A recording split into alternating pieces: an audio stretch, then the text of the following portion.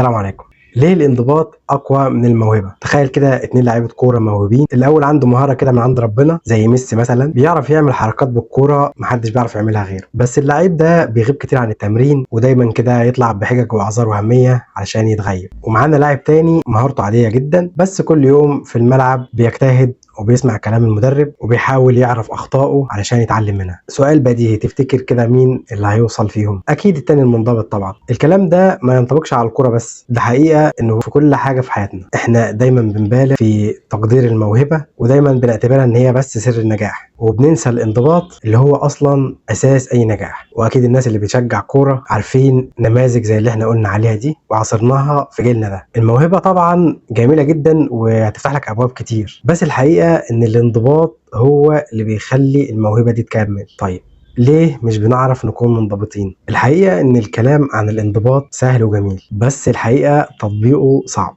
ليه بقى صعب؟ لو جينا بصينا كده من الناحية النفسية هنلاقي كذا سبب. السبب الأول هو إننا دايما بنبقى عايزين نتيجة فورية، لأن عقلنا بيحب المتعة السريعة ويحب النتائج اللي بتيجي بسرعة، لكن الانضباط بيحتاج صبر وشغل على المدى الطويل، وطبعا ده بيضايق عقلنا وعقلنا ما بيحبش كده. السبب الثاني إننا ممكن نكون بنهرب من الملل والتعب. الانضباط يعني تمارين متكررة أو مذاكرة لساعات طويلة أو شغل على مشروعات طويلة حتى لو احنا زهقنا. مخنا بقى دايما بيحاول يهرب من الإحساس ده وبيدور على الحاجات الأسهل والأريح، دايما بيدور على الحاجة اللي بتديله دوبامين لحظي علشان خاطر يستمتع. وفي برضه سبب ثالث وهو إننا ممكن نكون خايفين من الفشل. ساعات كده بنخاف نلتزم بحاجة عشان خايفين نفشل فيها فبنوقفها وما بنعملهاش من الأساس. ودايما الحجج اللي بنقولها لنفسنا هو مثلا أصلا أنا مش موهوب كفاية في الموضوع ده، او مثلا ماليش مزاج، ممكن نأجلها او اصلا ممكن نلغيها علشان ما يبقاش عندنا حجة غير كده لو فشلنا. طيب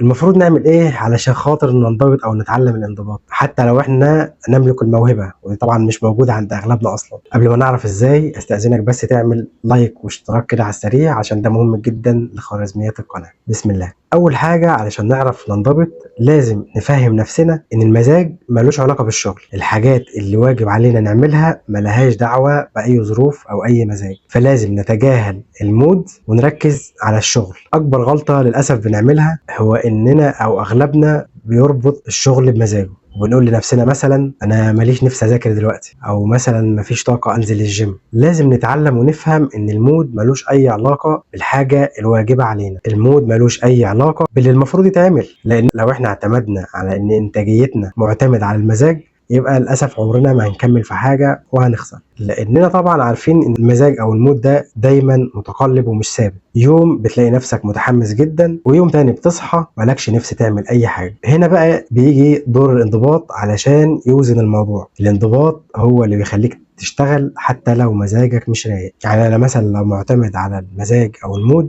النهارده مثلا عندي برد ما كنتش هقدر اجي اصور الحلقه دي، واوقات كتير ببقى جاي ميت من الشغل الحقيقه، بس خلاص معود نفسي ان دي حاجه واجب عليا لازم اعملها ايا كانت الظروف. فانا لو محدد مثلا يوم معين هصور فيه او منتج يبقى خلاص لازم اعمل ده. اتعلمت وفهمت نفسي ان نجاحي في الموضوع ده بيبدأ من نقطة الانضباط، وإن لازم أتغلب دايما على مزاجي السيء أو الظروف زي ما شرحنا أيا كانت، وبحاول دايما أعمل أغلب الحاجات اللي مخطط لها في يومي. ساعات ما بتتعملش 100% بس بحاول أعمل أكبر جزء منها، فالحمد لله برمجت نفسي على كده. لذلك بحاول كل أسبوع على الأقل أعمل فيديو أو 2 علشان أقدر أنزلهم على صفحتي. هو الحقيقه بيبقى على حسب المقدره، يعني في كتابه السكريبت والتنظيم الوقت وكده. المهم اللي انا عايز اقوله يعني ان الحاجه اللي انا مقرر اعملها او انضبط فيها ملهاش اي علاقه بمشاعري عامله ازاي في الوقت ده. لما يجي وقتها يبقى الحاجه دي ان شاء الله لازم تتعمل. فاللي عايز اوصله لك ان الانضباط هو اداه عقليه بتخليك كده توازن وتفصل ما بين مشاعرك وواجباتك، وبيخليك كده تلتزم بالخطه اللي انت حاططها مهما كنت حاسس بايه. حاول دايما تتحكم في نفسك